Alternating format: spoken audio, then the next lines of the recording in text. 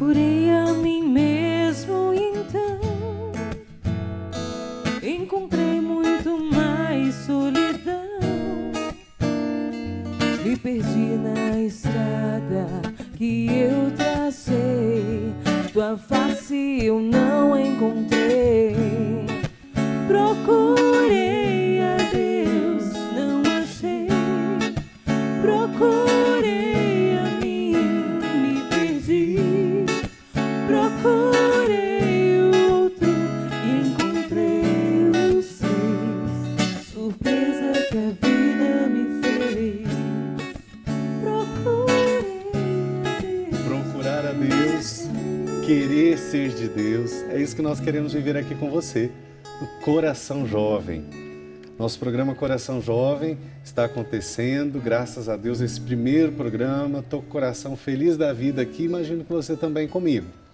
E nós estamos falando sobre psicologia, espiritualidade, porquê desse trabalho, deste nome Coração Jovem, que é uma fala, um conselho do Papa Francisco para a juventude.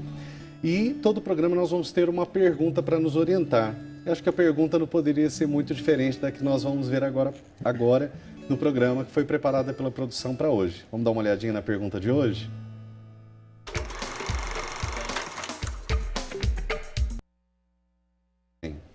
A gente estava falando com a doutora Carolina, vamos perguntar para ela. E aí, doutora, o que para você é ter um coração jovem? Um coração jovem, padre. Eu penso que um coração jovem é quando a pessoa se revê, se recicla nos seus pensamentos, na sua fé, todos os conhecimentos que possam agregar aquela pessoa. É uma atualização constante. Isso tem que ter abertura para isso, né? Muita abertura, tem que ter o coração, né, aberto. É isso mesmo. Padre Rodrigo, o que é ter um coração jovem para você? Eu acredito que seja isso mesmo. Um coração em constante evolução. Um coração que não sossega nunca, que não se acomode nunca. Eu vejo que isso que Deus quer de nós, nos colocou nessa vida. Eu entendo essa vida como uma escola que não vai ter fim aqui, né? Então, esse coração que está sempre buscando se renovar, se atualizar, sempre se doando, se conhecendo a Deus, são as três, né, dimensões. Conhecer a Deus leva a conhecer a mim, que me leva também a me abrir, a amar o próximo, né? Então, acho que o coração jovem está nessa dinâmica o tempo todo. Vocês estavam falando, eu estava pensando assim, acho que não teria uma pessoa que coubesse mais na boca dele uma frase como essa, né? Porque o Papa Francisco, quando a gente vê o Papa Francisco falando, olha, vocês precisam ter um coração jovem sempre, mesmo aos 60, 70 anos. Ele é um homem de 70 e poucos anos, né? Que tem um coração Ele é um homem que tem um coração extremamente jovem. Então, olha, que alegria a gente poder ouvir isso. E para que a gente possa continuar falando desse coração jovem, para que a gente possa compreender melhor, um dos assuntos que a gente já estava tratando para entender melhor isso, a gente estava perguntando isso, nós perguntamos e vamos fazer isso toda vez. Nós perguntamos para as pessoas que nos acompanham pelo Face. E pela nossa página o pessoal foi respondendo. Então eu vou ler aqui algumas respostas, agradeço de coração você que já participou, que já respondeu, lembrando a nossa página, Facebook/Coração Jovem TV. Aí respondeu aqui para nós, Amanda Pavani, um coração jovem é ter Cristo, pois assim jamais envelhecerá. Letícia Beatriz Noski, ter independente da sua idade um coração com vida, alegria, vontade de viver e pensamentos no futuro. Vinícius Ferreira, um coração que ama Cristo incondicionalmente. Aqui também tem Nayara Souza, ter um coração jovem é tê-lo renovado diariamente pela graça e o amor incondicional de Deus. Também aqui, Licimari Baldoni, ter um coração jovem é sempre ter Cristo à frente de tudo. Com Ele, o nosso coração permanece sempre jovem. Enfim, quantas pessoas aqui, eu quero agradecer de coração vocês que estão aí participando. É só entrar na nossa página e responder. Já está na sua página, provavelmente já está chegando aí todas a pergunta do próximo programa. Você já tem a pergunta, você pode responder quantas respostas você quiser para nos ajudar mesmo nesse nosso programa, para participar conosco, tá bom? Facebook/Coração Jovem TV. Tá, mas falando em Coração Jovem, falando em espiritualidade, em psicologia, e eu falei um pouquinho já no final, nós falamos de ansiedade, vou perguntar para a doutora aqui. Olha, é bom que é um olhar feminino, né, nessa situação. Quando a gente fala de ansiedade, de fé, a gente falou um pouquinho, eu como padre, já chegaram para mim e falaram assim, porque eu sou, acho que deu para perceber já, né, sou um pouco agitado. Então já falaram assim, padre, o senhor é muito agitado, isso é falta de fé. Pessoa de fé não pode ser agitada assim. É falta de fé ser agitado, ser ansioso? Oh, meu Deus, imagina, padre. Já respondi uma boa parte, né? Mas não, padre. Existe uma parte da ansiedade que ela é um instinto também. Sim. Então, ele não chega a ser... A agitação em si, a ansiedade é uma reação que a gente tem frente às coisas que acontecem conosco, né? Estranha quem não reage. É uma reação, entendo. Então, ela pode até ser positiva se a gente souber usar. Geralmente, quando bem utilizada, a gente só se beneficia com ela. A ansiedade, ela é positiva. O duro é que nem sempre a gente faz um manejo adequado dela, né? E aí pode virar uma situação crônica, pode de fato evoluir para uma doença em relação à ansiedade. Nós podemos adoecer por ela, mas não é necessariamente ruim ou falta de fé, né? Eu acho que pode desembocar em muitas coisas, né? Até eu estava dizendo aqui nos bastidores, gente, que uma das... Claro, vocês imaginam que eu estava, claro, ansioso para que começasse, para que a gente pudesse viver esse momento, todos nós aqui, né? Uma das formas que a ansiedade, que todo mundo fala, né, gente, tem gente que é chocólatra, quer um chocolate, estou ansioso. Isso procede? Pode acontecer? O que não pode é ser regra. Acontece, sim. Se tornar hábito. Então, na verdade, assim, a gente entende que alguns hábitos podem se tornar regras. E aí, às vezes, isso não tem um fim muito bom, não vamos negar. Né? Pode ser pelo chocolate, ou alguns recorrem à bebida, outros recorrem ao exercício físico também.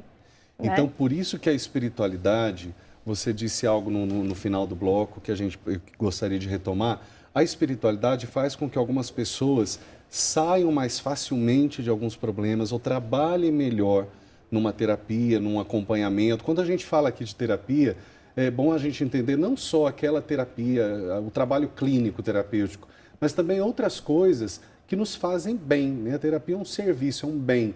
Outras coisas, o trabalho pastoral que você exerce, quantas coisas que fazem, aliviam, abaixam, ajudam a controlar, né, nosso ritmo, nossa ansiedade, tantas coisas. Então, assim, a fé, o padre falou um pouco sobre como a psicologia ajuda a fé, mas na verdade...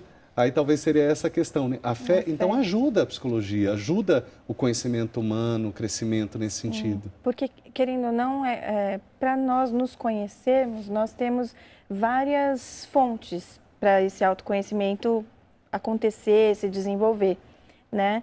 E a fé é uma delas, né? Então, por isso eu digo, pelo menos nesse quesito, às vezes a pessoa se garante e aí ela consegue expandir um pouco mais. É verdade, padre, que a gente também não pode negar que existem pessoas que fazem um exagero dos conceitos religiosos que segue. Isso pode acontecer. Isto. E aí nós teremos, às vezes, até uma causa de ansiedade. E aí não é que uma coisa anula a outra, mas quais situações seriam exageros, por exemplo? Algumas situações seriam exageros no sentido de fé. Por exemplo, quando as pessoas pegam verdades de fé e colocam isso num absoluto total, né, gerando às vezes até preconceitos. Isso, então eu sou católico e porque eu sou católico, outra pessoa que segue outra crença não será bem-vindo. E o que ela falar estará contaminado com as vertentes. E aí, isso claro, pode acontecer de uma religião para outra. Isso. E o fato é que daí atrapalha o desenvolvimento daquela pessoa, a troca social que ela pode ter, de se beneficiar com a troca de informações, né? Se desenvolver, né, de uma maneira não tão legal. Porque aí até essa questão, né? Um crescimento social, usou um termo aí, como falou... se beneficiar com a troca social. A troca social. Isso. Achei bonito esse termo e o sentido. Porque infelizmente, a gente se esquece que até mesmo aquilo que é, não vamos dizer contra nós, mas aquilo que diverge, aquilo que é diferente, me faz crescer. Muito. Inclusive na espiritualidade. O que a gente, pode, primeiro, reforça, né? Eu acho que você pode ter com certeza experiências assim, que a sua fé foi reforçada porque você foi questionado. Agora, se a gente reage a um questionamento, a gente chega nesse limite, que é a vivência de fé meio desordenada, ou às vezes fanática, infelizmente, ou apenas olhando sempre as coisas de um ponto, não abrindo o ouvido ou olhar para os valores que os outros têm, independente da maneira de acreditar, de viver, que seja diferente da nossa, eu costumo dizer, a pessoa, embora ela possa ter um erro aos seus olhos, um erro, ou às vezes um erro de fato, né, diante de alguma atitude, ela não é um erro. Existe uma história, um contexto, existem divergências e pontos de unidade, e se a gente vence essas posturas, né, essas dificuldades, a gente cresce. Com certeza você se deparou e é bom que você questione. Eu digo, não é pecado. É pecado questionar a fé, padre? Não, é necessário. É necessário. Papa São João Paulo II fala sobre isso, né? Naquele documento, não só nele, em outras falas, mas nele especialmente, Fides et Ratio, que ele fala que o ideal é que equilibremos a fé com a razão, como duas asas, né? Porque a razão, ela esclarece a fé. Exatamente. Uma fé burra, eu acho que esse termo é forte, mas Nossa. ele é bem muito... propício, né? Bom. Ela nos joga em prisões emocionais, espirituais. Então, a fé esclarecida nos liberta, ela nos faz crescer e evoluir. A fé travada, ela nos joga no farisaísmo, tão questionado, tão criticado por Jesus, né? Exatamente. Olha, duas palavras que eu quero guardar aqui, a fé esclarecida, e quero guardar esse trato, esse convívio social, essa troca social que a gente pode ter. Mas, enfim, para falar esses outros assuntos, nós vamos falar mais um pouco logo no próximo bloco, e antes eu quero só dizer para você, eu quero mostrar para você algo que você pode adquirir aqui. Eu quero que você tome conhecimento de uma dica que nós temos para você. A dica 21 de hoje é o livro Juventude e Fé. O autor, Padre Reginaldo Carreira, esse que vos fala. Reza por mim, né? Nós queremos mostrar aí para você, você pode adquirir por aquilo que está na sua tela, o telefone está na sua tela.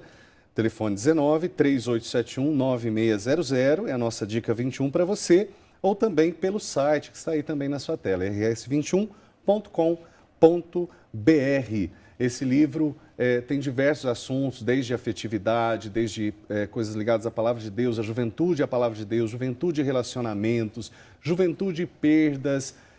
Nós temos diversos assuntos aí, juventude e vida comunitária, diversos assuntos abordados em pequenos artigos, então dá para você trabalhar, conhecer, ler de uma forma mais tranquila, né? Você pode ler aos poucos e aproveitar bastante. Espero que possa fazer bem para você, adquira, tá?